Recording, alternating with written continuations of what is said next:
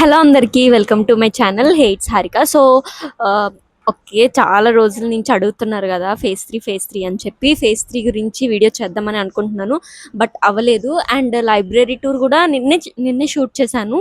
నిన్నే షూట్ చేసి ఇంకా నిన్నే షూట్ చేశాను.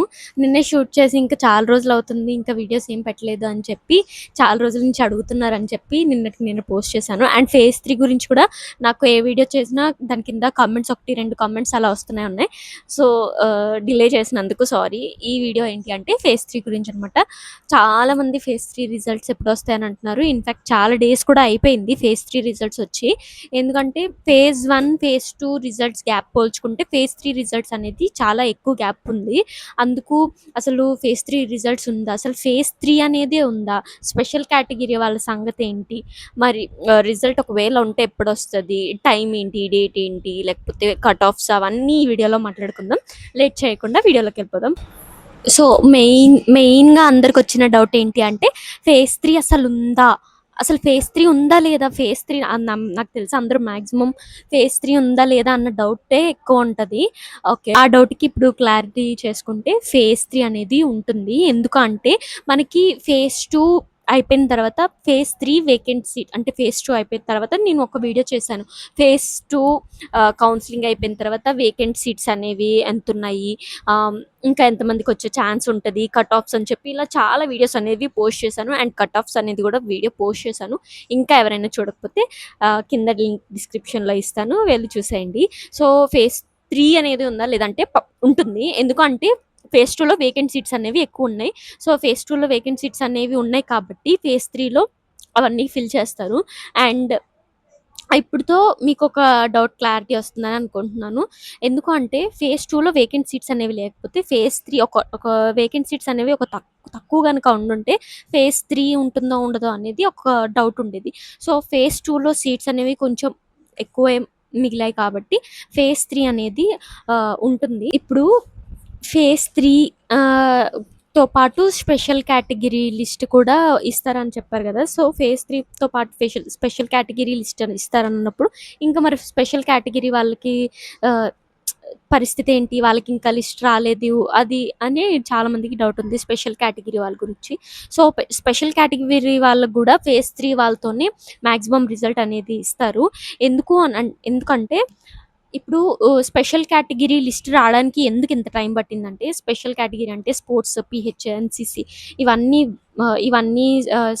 ఏంటి స్కౌట్స్ అండ్ గైడ్స్ ఇవన్నీ కలిపి స్పెషల్ కేటగిరీ కిందకి వస్తుంది అనమాట.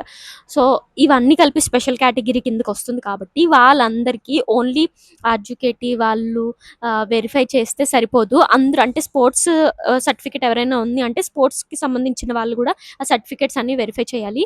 సో దీనికోసం కొంచెం టైం అనేది పడుతుంది కాబట్టి స్పెషల్ కేటగిరీ వాళ్ళకి ఇది టైం పడుతుంది.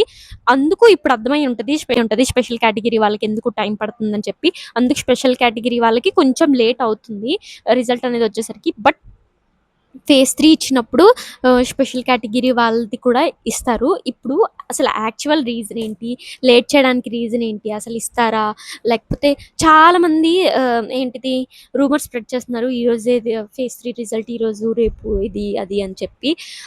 ఒకవేళ మీకు వాట్సాప్ లింక్లో రిజల్ట్స్ వచ్చేసాయి అని ఏదైనా ఉంటే అవన్నీ ఫేక్, అలాంటివి ఏం నమ్మకండి. ఒకవేళ రిజల్ట్ ఏమైనా మీకు వచ్చిందంటే అఫీషియల్ వెబ్సైట్లో తెలుస్తుంది కాబట్టి డైలీ ఒకసారి అఫీషియల్ వెబ్సైట్లో వెళ్ళి రిజల్ట్ వచ్చిందా లేదని చెప్పి ఒకసారి చెక్ చేసుకోండి.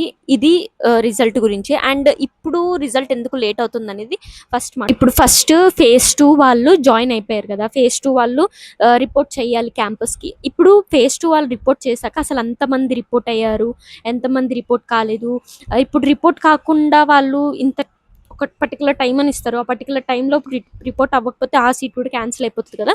సో దానికోసం కూడా కొంచెం ఉంటుంది. సో ఎంతమంది రిపోర్ట్ అయ్యారు ఫేజ్ 2లో, ఇంకెంత సీట్స్ మిగిలాయి అక్కడ కూడా వస్తుంది. అండ్ ఇప్పుడు మనకి ఏంటిది సెలక్షన్ లిస్ట్ అనేది మారింది కదా. ఇప్పుడు క్యాంపస్ చేంజింగ్ అనేది స్లైడింగ్ ఆప్షన్, దానికి కూడా రిజల్ట్స్ ఫేజ్ 2లో ఇచ్చారు కాబట్టి స్లైడింగ్ ఆప్షన్ అయిన తర్వాత కూడా ఇంకా సీట్స్ అటు ఇటు మారడం అవన్నీ ఉంటాయి. సో క్యాంపస్ చేంజింగ్ అయినాక సీట్స్ అనేవి సెట్ చేయడం. ఇప్పుడు సీట్స్ ఫేజ్ 2కి అయిపోయినాక కొన్ని అంటే ఇప్పుడు బీసీ కేటగిరీలో ఎన్ని ఉన్నాయి, ఓసీ కేటగిరీలో ఎన్ని ఉన్నాయి, బీసీడీ, ఎస్సీ ఇలా కేటగిరీ వైజ్ సీట్స్ ఎంత ఉన్నాయో డివైడ్ చేయాలి. అండ్ ఆ కేటగిరీలో ఎవరికైతే సీట్ వస్తదో, ఎవరైతే ఎలిజిబుల్లో వాళ్ళని తీయాలి. ఇంకా వాళ్ళని తీసిన తర్వాత మళ్ళీ స్పెషల్ కేటగిరీ వాళ్ళని మొత్తం చూడాలి. సో, ఇదంతా వెనక్కి చాలా పెద్ద ప్రాసెస్ ఉంది లాస్ట్‌లో.